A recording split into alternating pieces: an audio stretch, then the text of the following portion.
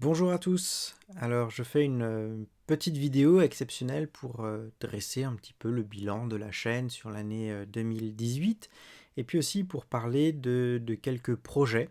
Et cela pour deux raisons. D'une part parce que vous êtes bientôt 3000 abonnés, ce qui n'est pas rien, puisqu'en février 2018, lorsque j'ai ressuscité la chaîne, vous étiez 1380, et ça veut dire donc qu'en quelques mois, vous avez doublé de nombre. Donc je tiens à vous remercier pour votre intérêt, et puis aussi pour votre fidélité. Et d'autre part, on est évidemment dans une période traditionnelle de transition entre deux années, période où traditionnellement il est de bon ton de dresser des bilans et de former des projets. Et donc je me suis dit que c'était l'occasion ou jamais. Alors comme il y a beaucoup de nouveaux abonnés, je vais essayer de tâcher de commencer par expliquer un petit peu d'où vient la chaîne et puis où va-t-elle. Alors pour mémoire, la chaîne je l'avais créée en 2009. De 2009 à 2013, la chaîne s'appelait Épistéo. Et en fait, il s'agissait surtout d'une émission radiophonique sur une radio alsacienne, à savoir Radio Arc-en-Ciel, qui était consacrée à la philosophie de la religion et à la philosophie théologique. D'ailleurs, si ça vous intéresse, toutes les questions qui sont relatives vraiment purement à la philosophie de la religion et la philosophie théologique, je vous invite à retrouver la plupart des anciennes émissions qui sont encore présentes et qui sont parmi les plus anciennes vidéos qui sont sur cette chaîne. Après, entre 2013 et 2018, il y a eu un peu une période de mou. Il y a eu assez peu de publications, tout simplement parce que j'ai travaillé comme conférencier itinérant et puis comme prof de philo. J'avais assez peu de temps pour pouvoir faire de nouvelles vidéos et donc il y en a eu assez peu. Et puis en 2018, Radio Arc-en-Ciel, sachant que j'avais moi-même le souhait de ressusciter la chaîne, m'en a donné l'occasion. Et donc je tiens tout particulièrement à remercier Radio Arc-en-Ciel ainsi que l'ensemble d'ailleurs des donateurs qui permettent à cette chaîne de vivre et de connaître une deuxième vie.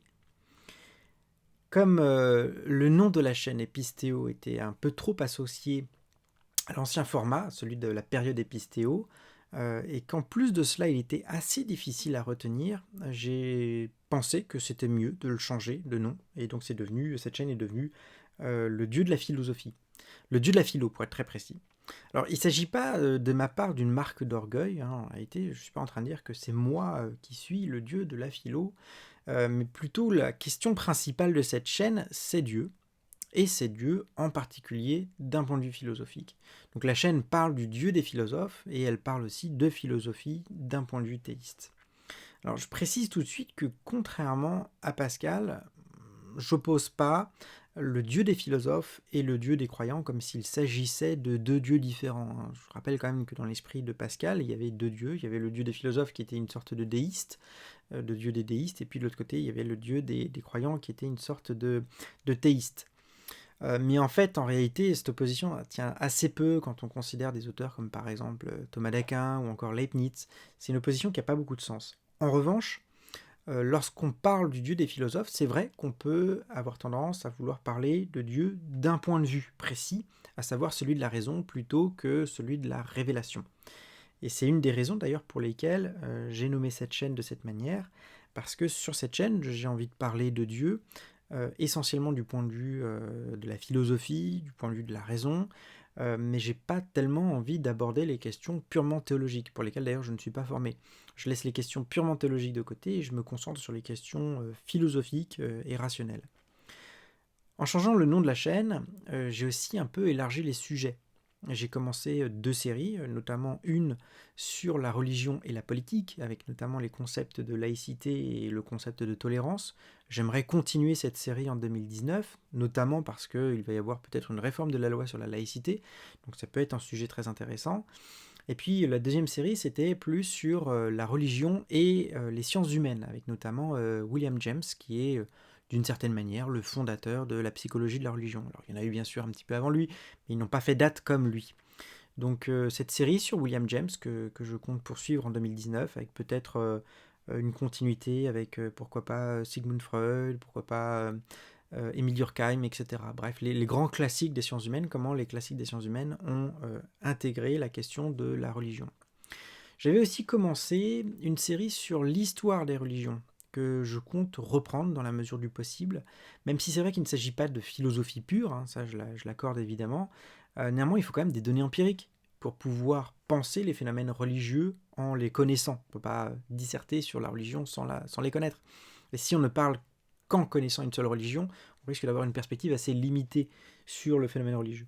Donc c'est pour ça que ça m'intéressait bien de faire de l'histoire des religions, et je vais probablement continuer la série que j'avais commencée en me basant notamment sur les travaux de Mircea Eliade.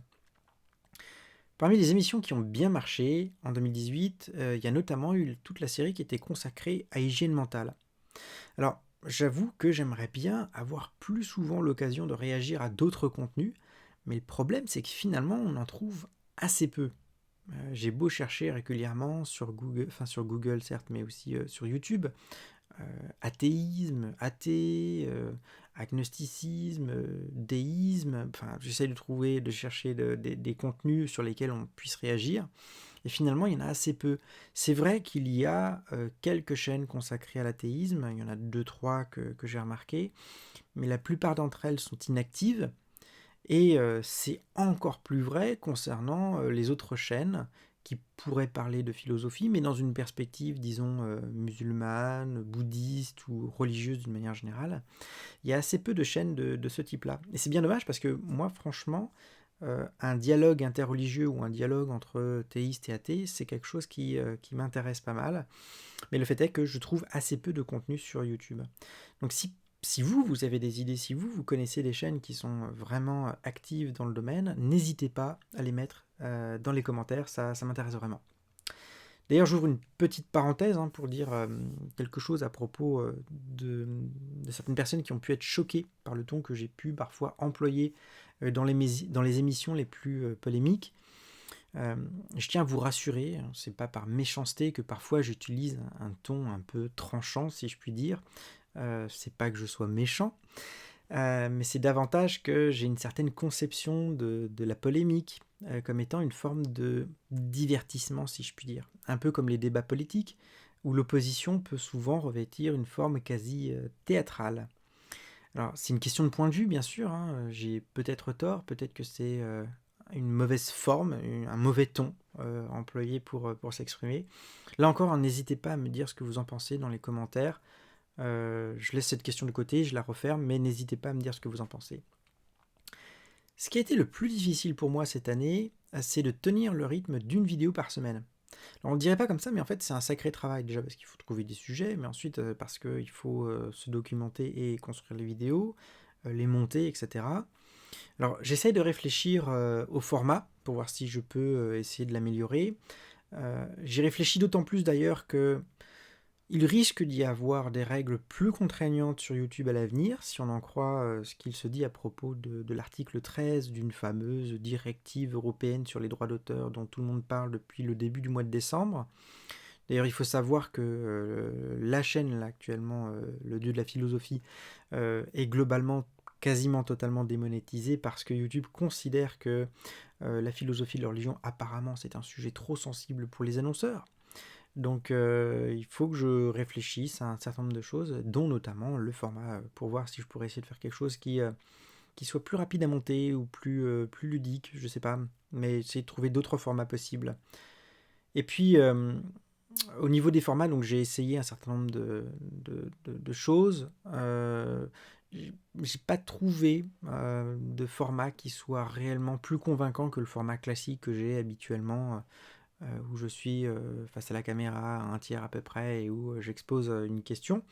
Mais si vous avez des idées, là encore une fois, n'hésitez pas à me les soumettre. Je suis tout oui à vos suggestions. Au niveau des nouveautés, au-delà de la question du format, au niveau des contenus, pour l'année prochaine, j'ai quelques idées qui peuvent s'ajouter aux séries qui continueront de toute manière. Je sais qu'un certain nombre d'entre vous êtes certainement très intéressés par les questions de philosophie de la religion et de philosophie théologique, comme j'ai pu déjà les traiter à l'époque des Pistéo. Par exemple, certains d'entre vous m'avaient posé des questions sur la prédestination, sur le mal, sur la Trinité. C'est des questions qui sont des questions philosophiques, qu'on peut traiter d'un point de vue philosophique. Alors je pourrais effectivement refaire une série avec un œil neuf, un peu plus en phase avec mes idées actuelles, sur ces questions-là de philosophie de la religion et de philosophie théologique. Ça pourrait effectivement constituer une série.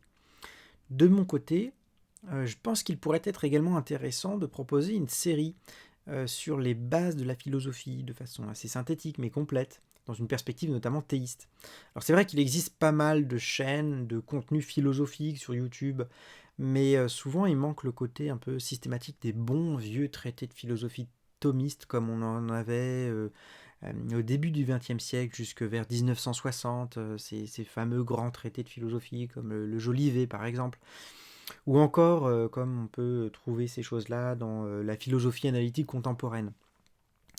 Et cela manque d'autant plus dans une perspective théiste. Donc je me dis que ça pourrait être une idée intéressante de réfléchir à ces questions-là. J'avais déjà réfléchi par exemple à des épisodes sur la confrontation entre les manuels des lycées privés classiques dans les années 50 et puis les manuels de philo dans les lycées publics. Par exemple, je sais pas moi, Tonard ou Jolivet ou l'abbé Colin versus Cuvillier ou Huysmans, qui ont souvent des idées qui sont un peu divergentes. Ça peut être intéressant de voir comment on enseignait la philosophie à nos grands-parents. Et puis cela vaut aussi d'ailleurs pour l'histoire de la philosophie, depuis ses débuts jusqu'à l'époque contemporaine. Moi-même, j'avoue que je ne suis pas complètement à jour sur les penseurs continentaux influents, sur les postmodernistes par exemple. Quand j'étais à la fac, on nous disait régulièrement qu'il ne fallait lire que les classiques, puis une fois qu'on sort de la fac, on s'intéresse à ce qui nous intéresse. Moi, c'était plutôt essentiellement des auteurs analytiques, ou alors des classiques, mais assez peu des auteurs, disons, continentaux. Et donc, de ce côté-là, j'avoue avoir très rarement touché à Foucault, Derrida, etc. Pourtant, c'est des auteurs qui sont influents. Euh, il y a pas mal de sujets de débat de société qui apparemment sont complètement liés à ces auteurs-là. Donc je pense que ça pourrait être intéressant de passer en revue, certes, les auteurs classiques, mais aussi les contemporains, dans une perspective théiste. Là encore, je pense que ça pourrait être une bonne idée. Et puis une dernière idée que j'ai derrière la tête depuis très longtemps, depuis très très longtemps, ce serait de faire une philosophie du Christ. Alors je sais que Jésus n'était pas philosophe, on entend parler de Jésus dans une ou deux histoires de la philosophie, mais sinon globalement il passe sous silence, bien entendu, parce que ce n'était pas un philosophe. Mais comme tout le monde, il avait une philosophie. Et ça fait depuis un moment que j'aimerais expliciter les thèses que Jésus a pu défendre, notamment par exemple en philosophie morale. Ça me dirait bien de les expliciter et de regarder les arguments qu'il avance. Et puis, pourquoi pas de les comparer avec d'autres philosophes, des philosophes plus classiques. Pourquoi pas également d'envisager quels pourraient être les prolongements de cette philosophie qu'aurait pu avoir le Christ. Bref, faire une espèce de petite philosophie du Christ. Alors ça fait pas mal d'idées. N'hésitez pas à me dire ce que vous en pensez dans les commentaires. Moi je vais m'arrêter là. Je vous souhaite de passer un bon réveillon. J'attends de lire vos commentaires. N'oubliez pas de vous abonner évidemment si ce n'est pas déjà fait. Et puis sur ce, je vous dis à très bientôt.